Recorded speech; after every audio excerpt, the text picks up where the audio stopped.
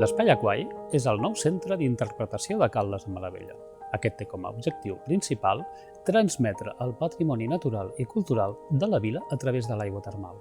Així, a través de diferents sales i recursos gràfics, els visitants podran conèixer per un costat els elements més rellevants pel que fa al medi natural, com són la geologia, el vulcanisme, el termalisme o la paleontologia, i per l'altre, aquells que han tingut més impacte en la construcció del medi cultural i social del municipi, com són la prehistòria o els períodes romà, medieval i modernista. Com és sabut a partir de diferents estudis geològics, Caldes de Malavella i la comarca de la Selva en general han estat sotmesos a diferents erupcions volcàniques des d'inicis del període Miocè, és a dir, uns 23 milions abans d'ara. L'origen d'aquest fenomen va lligat a la configuració d'un seguit de falles i fractures que s'estenen per gran part d'Europa.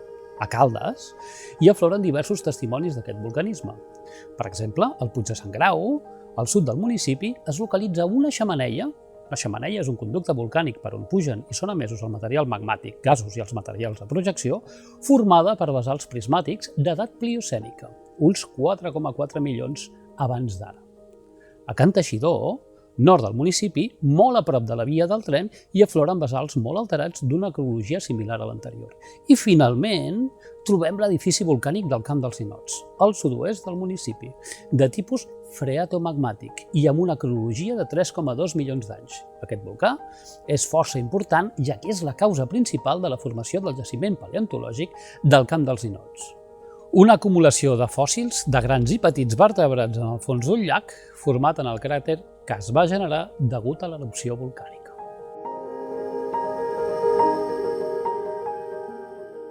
L'aigua de Caldes s'origina en infiltrar-se l'aigua meteòrica, que és l'aigua de la pluja, cap a les profunditats, a través de les falles i les fractures del subsòl.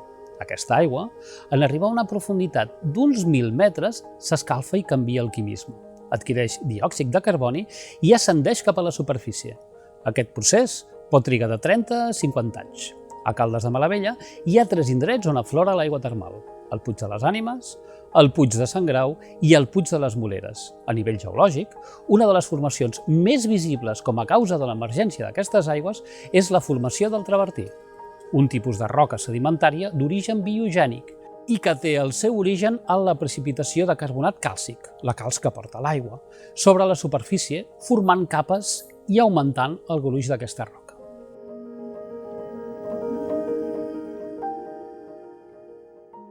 L'aigua termal és un dels elements més singulars de Caldes, que n'han definit el caràcter des de l'antiguitat. En els carrers i places i jardins de la vila hi ha força elements que reflecteixen un llegat històric força profund, des de períodes prehistòrics, i forjat a través de l'estret vincle entre aquestes aigües i els seus vilatans. El caràcter eminentment rural de Caldes de Malavella va experimentar transformacions molt importants a finals del segle XIX. Els 3 balnearis de Caldes, Vitxí, Prats i Soler, i la prescripció dels beneficis de l'aigua termal van facilitar el desenvolupament d'un turisme rural força important des d'inicis del segle XX, especialment entre els sectors benestants de la burgesia catalana.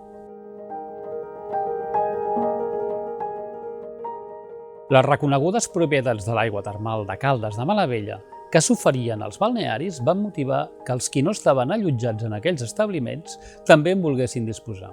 Aquest fet va afavorir que fos embotellada i distribuïda a molts indrets. D'aquesta forma, els pacients que no es podien permetre el luxe d'anar al balneari tenien la possibilitat de beneficiar-se dels efectes d'aquesta aigua seguint els tractaments des de casa seva.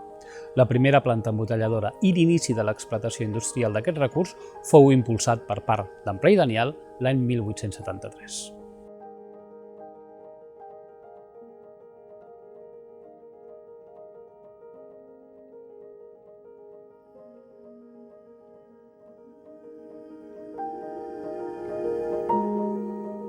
El jaciment del Camp dels Ninots és un dels elements més significatius del patrimoni natural de Caldes de Malavella.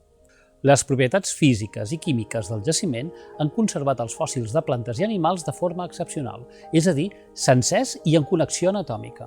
Per això, el Camp dels Ninots és un jaciment únic a Europa i un referent paleontològic del període corresponent al Pliocè.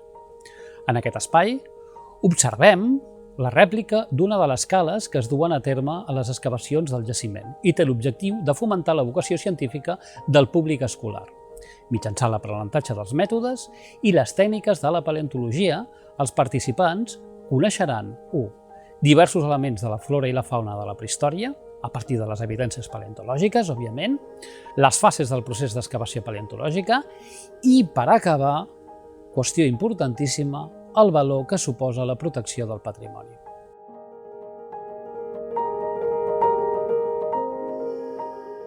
L'edifici termal de Sant Grau resta situat en el turó que porta el mateix nom, en el bell mig del nucli urbà i molt a prop del Centre d'Interpretació Espai Aquari. Es tracta d'un dels edificis termals més grans i més ben conservats de les comarques gironines. L'edifici té una cronologia que va des de mitjans del segle I de Crist fins a mitjans del segle IV. Segons diversos estudis, l'existència de l'edifici termal de Sant Grau es deu a 1. L'afició popular dels ciutadans romans als banys públics i la seva posició estratègica, molt a prop de la Via Augusta, que el convertia en una parada idònia per a aquells que fessin trajecte des dels Pirineus fins a Cadis. Des d'una perspectiva arquitectònica, l'edifici resta composat per 3 cossos o estructures principals: la natatio, o piscina envoltada per una graderia de 5 graons per 3 dels 4 costats. El segon cos seria l'ambulacre o corredor porticat, amb volta de canó, que envolta la piscina. I per últim, el darrer cos, hi trobaríem les 3 naus amb diferents estances i amb funcionalitats diverses.